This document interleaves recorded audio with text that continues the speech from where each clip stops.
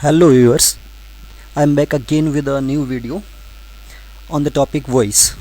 And as you know, this topic is also very important in our this language, and it always helps us whenever we write any story, essay, or answering anything.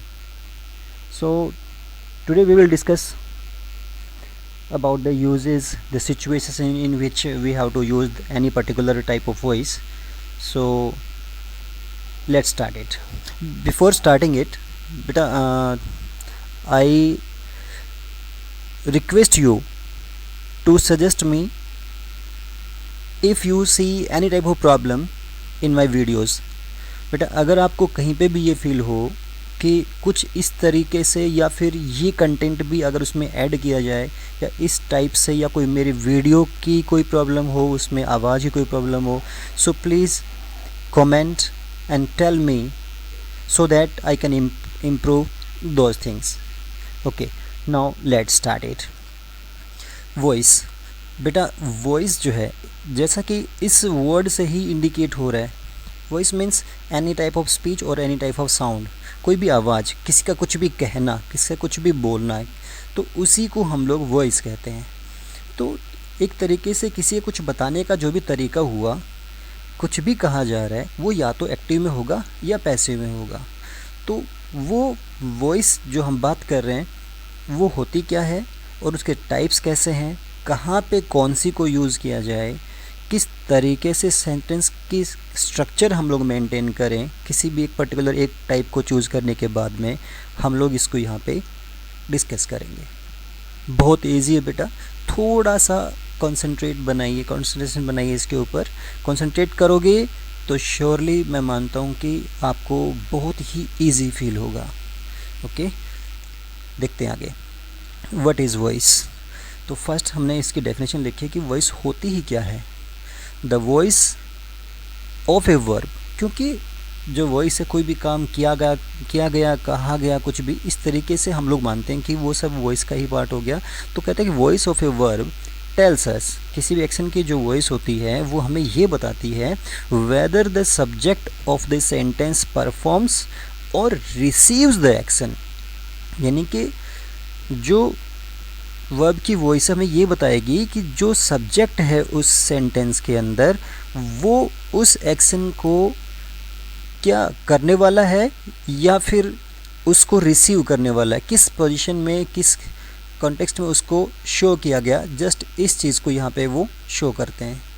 ठीक है, तो यहाँ पे subject के related कि उसकी condition कैसी है उस पर्टिकुलर सेंटेंस में, वो परफॉर्म कर रहा है वहाँ पे या परफॉर्म नहीं कर रहा, कि और रिसीव कर रहा है उसको.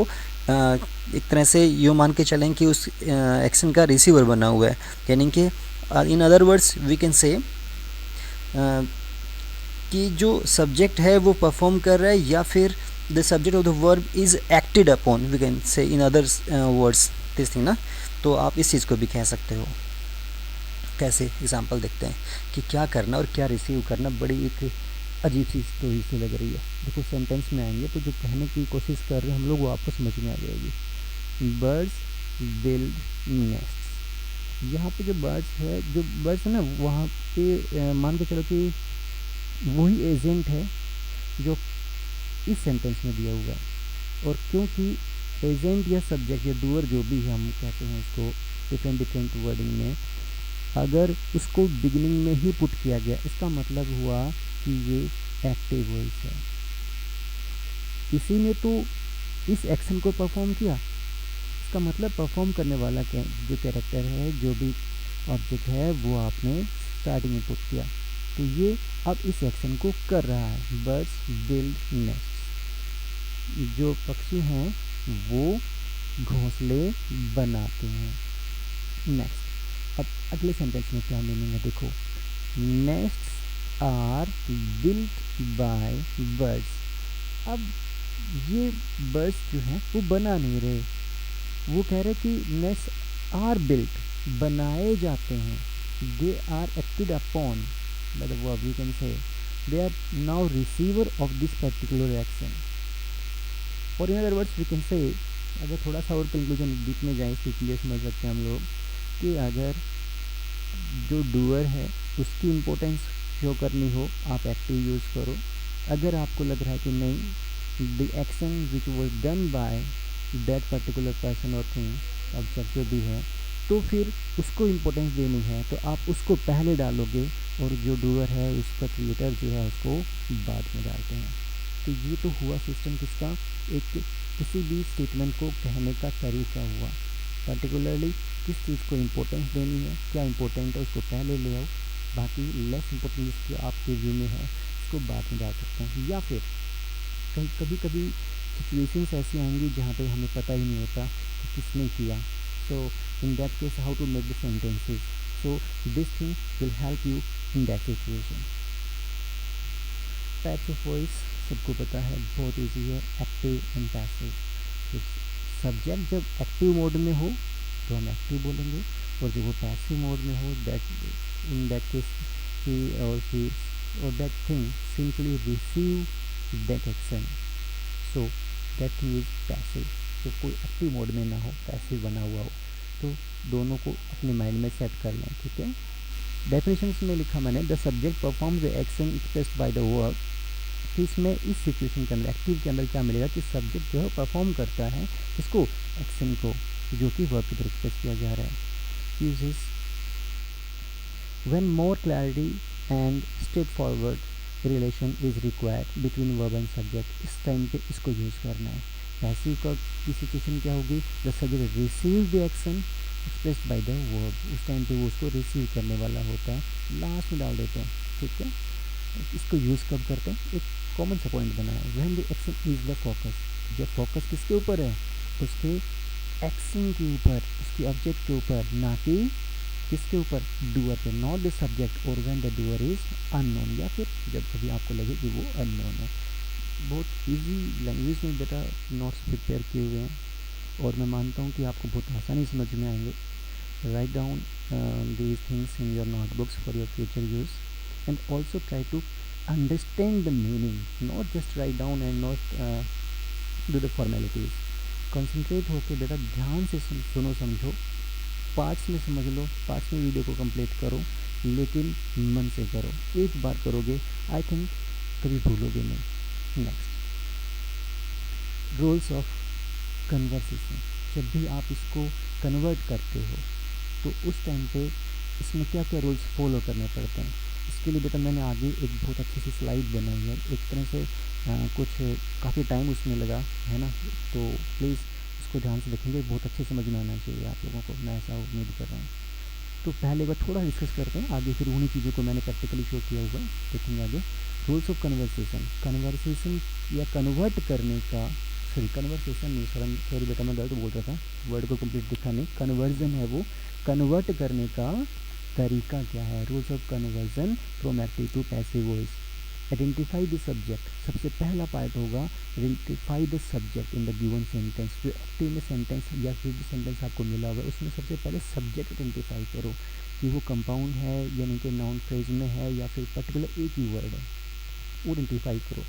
द वर्ब, उसके बाद वर्ब को देखो, देन ऑब्जेक्ट को देखो। इस तरह का स्ट्रक्चर वहाँ पे जो बन रहा है उसमें से फाइंड आउट करना होता है कि हाईलाइट करो या अपने माइंड में आइडेंटिफाई करो कि ये सब्जेक्ट यहाँ पे है, उसके बाद वर्ब आ गई, फिर उसके बाद ऑब्जेक्ट मिलता है। तो एक्टिवनेस तो यही होता है, आप उसके बाद ईजिली आइडेंटिफाई कर लोगे। एग्जाम्पल्स में शो करेंगे। Next, sorry, change the object into subject. उसके बाद जो सब्जेक्ट है उसको किस में कन्वर्ट करोगे, चेंज द ऑब्जेक्ट, जो उस सेंटेंस का पर्टिकुलर एक्टिव का जो ऑब्जेक्ट था उसे हम सब्जेक्ट में कन्वर्ट कर लेते हैं और जो उसका सब्जेक्ट है उसको न्यू सेंटेंस में ऑब्जेक्ट की फॉर्म में ले जाते हैं। Put the suitable helping verb auxiliary verb, rule के अकॉर्डिंग जो भी रूल्स हैं उनके अकॉर्डिंग वहाँ पे ऑक्सिलरी वर्ब्स को पुट करो, आप उसमें यूज़ करो।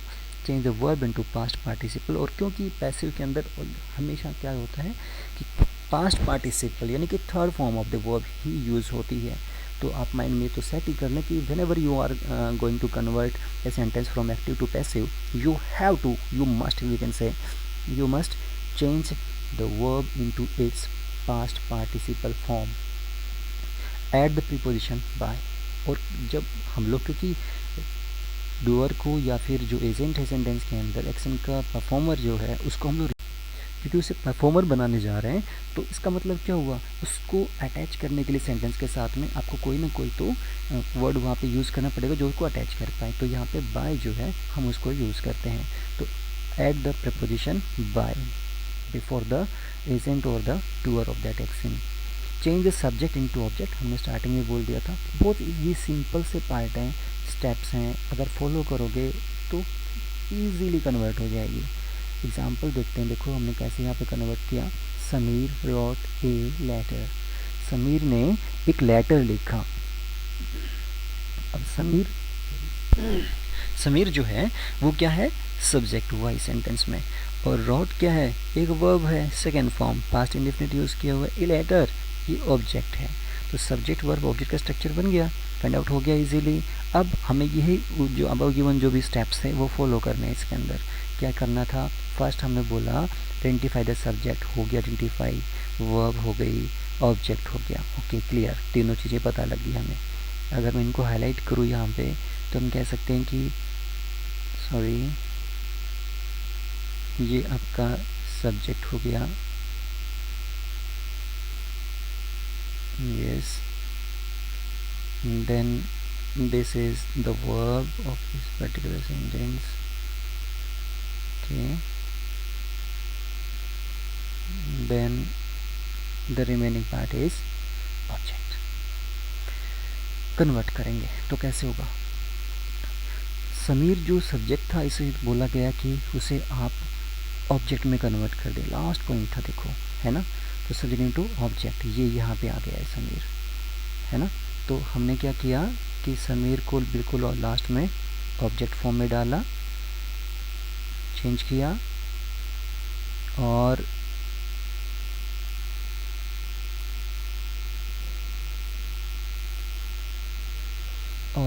जो वर्ब है क्योंकि वो तो बीच में रहेगी, उसको हम लोग उसकी पोजीशन चेंज नहीं करते, वो सेंटर में ही रहती है।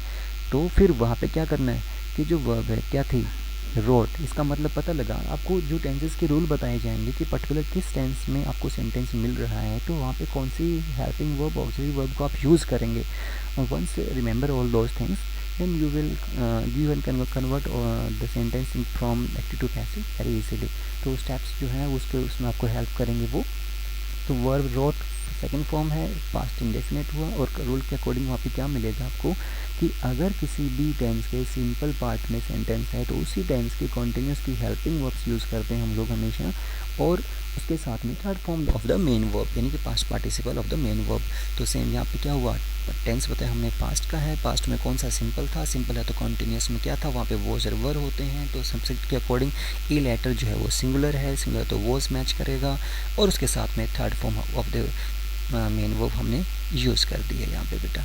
तो आपने देखा कि बहुत इजीली यानी कि स्टेप्स जो है हमने फॉलो किए, और इसके अकॉर्डिंग आप समझ पाते हैं कि थोड़ा सा माइंड में उन चीज़ों को रखना है, practice again and again of these things, then you will be habitual of all these things. आपको दिमाग लगाने की ज़रूरत नहीं पड़ेगी, ईजिली आपका यानी कि बगैर सोचे समझे जो सेंटेंसेज हैं वो इसी फॉर्म में कन्वर्ट होकर आने शुरू हो जाएंगे, एंड यू विल स्पीक और right all these things very fastly without any hesitation. Okay, next बेटा एग्जाम्पल था, आई होप आपको समझ में आ गया होगा अच्छे से। अब मैंने इसको डायग्राम के थ्रू यहाँ पे भी समझाया हुआ है। Rohan took this photograph yesterday, कि रोहन ने ये जो फोटोग्राफ है वो कब लिया, कल लिया। एक सेंटेंस बनाया हमने। आप सबको पता है इस सेंटेंस में क्या, रोहन सब्जेक्ट है, टुक यहाँ पे एक एक्टिव आपकी वर्ब है, उसके बाद दिस फोटोग्राफ यहाँ पे ऑब्जेक्ट है, और येस्टरडे जो वो कहा गया यानी कि ये टाइम है, तो टाइम कॉम्प्लीमेंट कह सकते हो, ठीक है, कॉम्प्लीमेंट का काम कर रहे हैं। ओके, देन अब चेंज किए, वही सेम स्टेप्स फिर से फॉलो किए, प्रैक्टिकली हमने शो किया इन चीज़ों को। सब्जेक्ट देखो लास्ट में पुट करना था, यानी कि सेंटेंस की एंडिंग में ले गए, क्योंकि टाइम जो है वो हमेशा बिल्कुल फॉरमोस्ट आखिर में जाके हमको पुट करना पड़ता है। तो सेंटेंस के मेन जो एस सब्जेक्ट वर्ब ऑब्जेक्ट का जो स्ट्रक्चर था उसमें तो एंडिंग में हम लिया है यहाँ पे, तो रोहन आ गया लास्ट में। उसके बाद चले, फिर वर्ब आई, वर्ब का पार्ट आया तो वर्ब को हमने कन्वर्ट किया, टुक था पास्ट फॉर्म, वही सेम टेंस यहाँ पे यूज़ किया हुआ है, वॉज टेकन, यूज़ हो गया उसके अकॉर्डिंग, क्योंकि जो आपका इसमें ऑब्जेक्ट था एक्टिव के अंदर उसको हमने सब्जेक्ट बनाया और वो सिंगुलर था, सिंगुलर के अकॉर्डिंग हमने वो हेल्पिंग वर्ब को मैच किया, तो वो सेम कन्वर्जन बेटा यहाँ पे है। टाइम जो था उसको लास्ट में जहाँ पे पहले था वहीं पे उसको पुट कर दिया। And you will also follow the same thing whenever you convert any sentence from active to passive. अब आगे चलते हैं कि when to use passive voice, अब कहाँ पे यूज़ करना है। we are preparing this thing but if we don't know when to use, where to use, then I think we cannot take the benefit of our labor or we can say of this effort। हम इस चीज़ का फ़ायदा उठा ही नहीं पाएंगे फिर तो इसलिए हम समझेंगे कहाँ पे यूज़ करना है, ये चीज़ें और चेक करते हैं एक बार कैसे यूज़ करते हैं, फिर वो बाद में होती रहेंगी। When to use passive voice, although active voice is generally preferred in academic writing, हालांकि इसका ज़्यादातर इसमें यूज़ होता है एकेडमिक जो हमारी राइटिंग्स होती हैं उनमें ज़्यादा यूज़ है, लेकिन passive voice is acceptable under certain conditions also. लेकिन कुछ विशेष कंडीशंस के अंदर हम लोग पैसिव भी यूज करते हैं, ऐसी कोई बात नहीं है, बहुत जगह पे यूज़ होता है। लेकिन फिर भी कहाँ पे होता है particularly we have to highlight all those things, so I have created some points for you.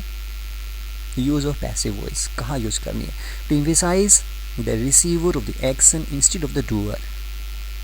जब भी आपको ऐसा फील हो, whenever you feel like that, कैसा कि आपको एम्फसाइज करना है, आपको जोर डालना है, प्रेशर यानी कि हाईलाइट करना है, फोकस करना है किसके ऊपर, the receiver of the action, यानी कि एक्शन को रिसीवर जो वो डूअर है उसको रिसीवर बनाना है, या फिर उसको जो डूअर है उसको हमें मेन हाईलाइट नहीं करना है। तो उस केस के अंदर whenever you want to emphasize on the action done by the subject of that particular action या sentence, sorry, तो in that case you have to choose passive voice। मेरे दोस्त ने मेरी हेल्प की, हिंदी में बोल रहे हैं बेटा, मेरे फ्रेंड ने मेरी हेल्प की। अब फ्रेंड जो है, फ्रेंड वो हमारा इम्पोर्टेंट पार्ट हो गया, हम उसको उसकी प्रेज़ करना चाह रहे हैं, that is the important thing in this sentence. लेकिन हमने कहा मदद किसने की, भाई बात तो ये है ना, मदद की किसने, इसका मतलब फिर हम बोलेंगे कि आई वॉज हेल्प्ड, मेरी मदद की गई किसके द्वारा, दैट पर्सन।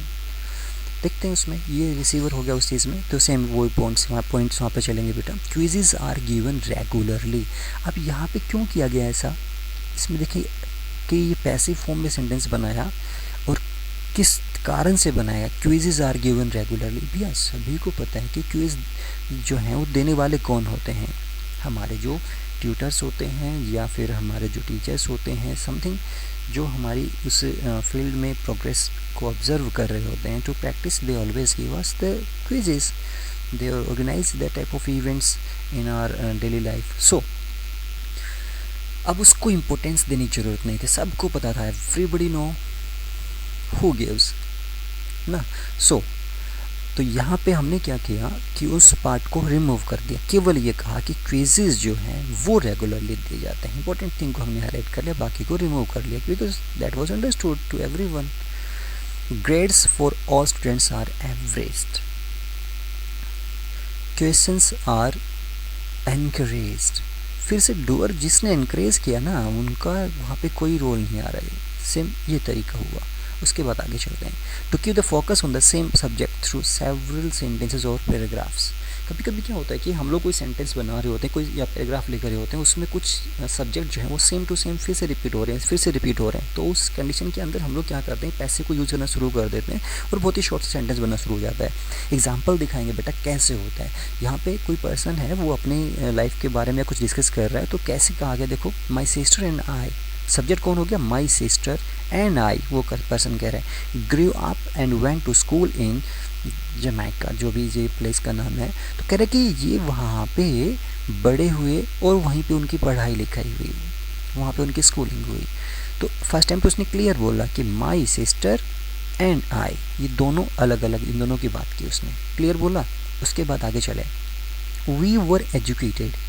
अब उसने नहीं बोला कि my sister and I were educated, no, उसने बोला वी वर एजुकेटेड। या हम लोग वहाँ पे गए, इसको शॉर्ट में बना दिए, we were educated according the British system. तो वी वर का मतलब क्या, अब जो पढ़ाने वाले उनके बताने की कोई ज़रूरत नहीं पड़ी, अपने आप को इन्होंने फर्स्ट में पुट किया, पुट करने के बाद पैसे वो इसको यूज़ कर लिया, वी वर एजुकेटेड, है ना। तो इसमें इसी फॉर्मेट को यूज़ करना शुरू किया। इन 1997 वी वर गिवन, हमें दिया गया, we were given the opportunity to come to the United States. So तो बेटा ये मैटर था थोड़ा सा जो कि मैंने इसमें डाला हुआ था। You can read while watching at your home, क्योंकि अब मैं अगर इसको पूरे को रीड करता हूँ तो टाइम ज़्यादा लग रहा है, वीडियोस काफ़ी लेंथी बन जाते हैं बेटा, और उसमें अपलोड में प्रॉब्लम आती है। सो मैं थोड़ा सा आगे बढ़ रहा हूँ, आप लोग इसको पॉज करके पढ़ के देखें, पॉइंट वही चलेगा। When do we not know who perform the action. अब सीधी सी बात है, हमें पता ही नहीं कि इस एक्शन का डूअर कौन है। और एक्टिव के अंदर क्या होता है कि या तो वहाँ पे आपको सेम पर्सन को यूज़ करना पड़ेगा, भाई रोहन डज दिस थिंग, अब हमें तो पता नहीं रोहन ने किया, तो क्या करेंगे, तो फिर बोलेंगे समवन लिखेंगे। तो इस तरह का इनडेफिनिट जो सब्जेक्ट है वो यूज़ करना पड़ता है, and that is not so valuable. तो इम्पोर्टेंट है ही नहीं, उसकी कोई वैल्यू ही नहीं है, तो फिर क्या करें, इससे अच्छा है कि हम लोग पैसिव में बोल दें सेंटेंस को, ताकि वो टाइम बचे और उसके ऐसी चीज़ों को यूज़ करना ना पड़े। तो इस केस के अंदर हमने एग्जांपल दिया, उन्होंने लिखा race calculator was made in Germany. Was made in Germany किसने बनाया भाई, नहीं पता। तो यानी कि ये पता है कि उस वहाँ पे इसको तैयार किया, वॉज मेड। अब इसका मतलब हुआ कि ये पैसिव के थ्रू हमने इसको कन्वर्ट कर लिया।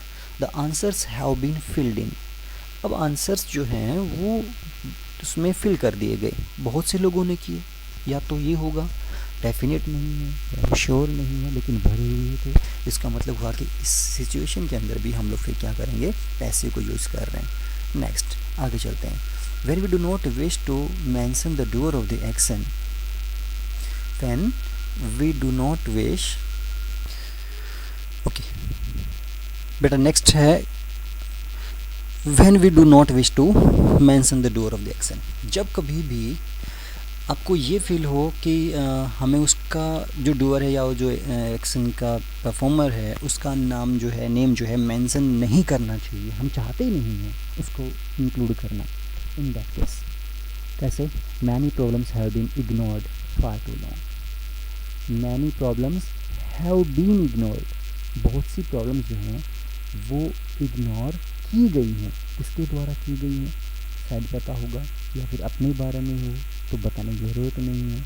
आई was given some bad advice. अब किसी ने आपको गलत सलाह दी, वो आपके सामने है, उसको तो पता है, लेकिन आप उस चीज़ को पब्लिकली नहीं कहना चाहते।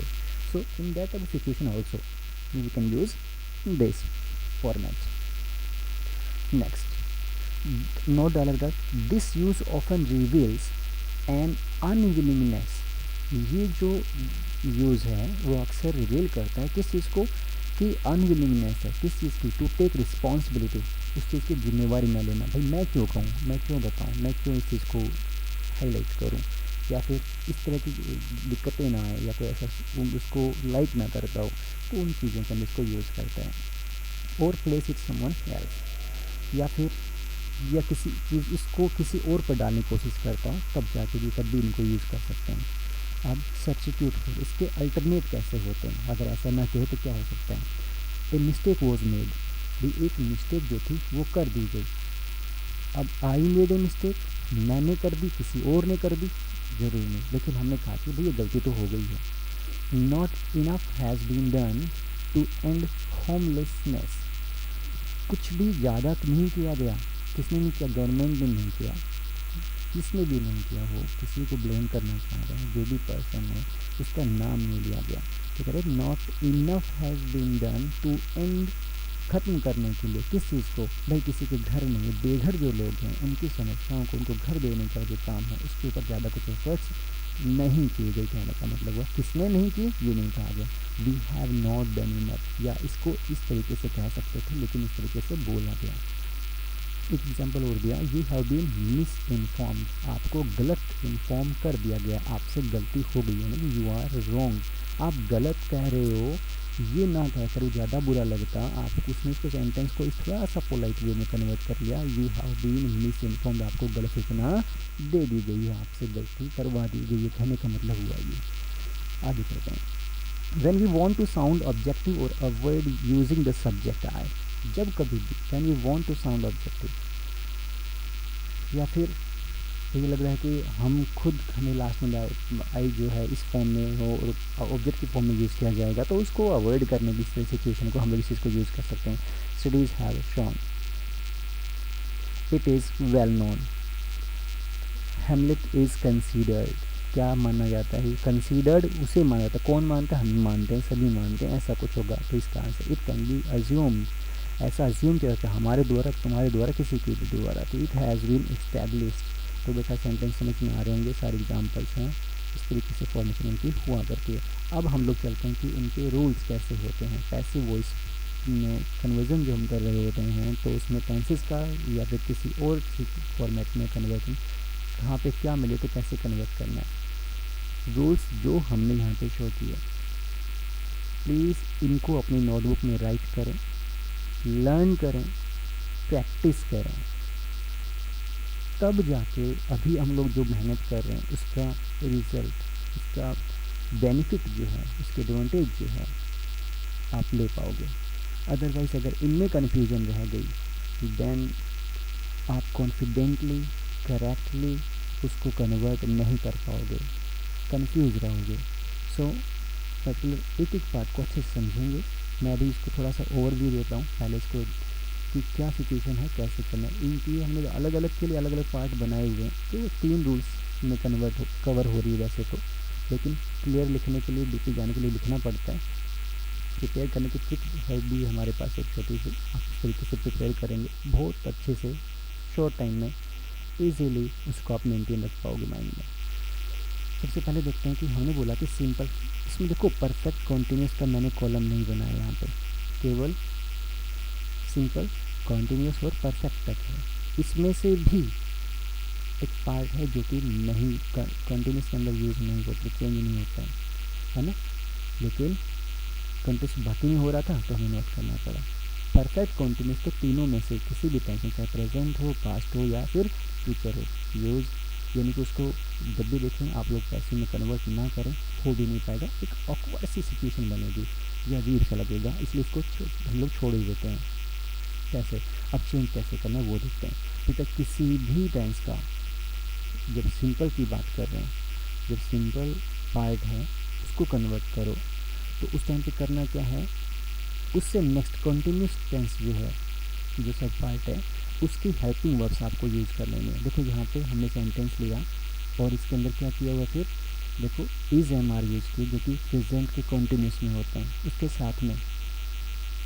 साथ में क्या है, ये कुछ एक छोटी सी मिस्टेक है, इसको करेक्ट करता हूँ 1 मिनट।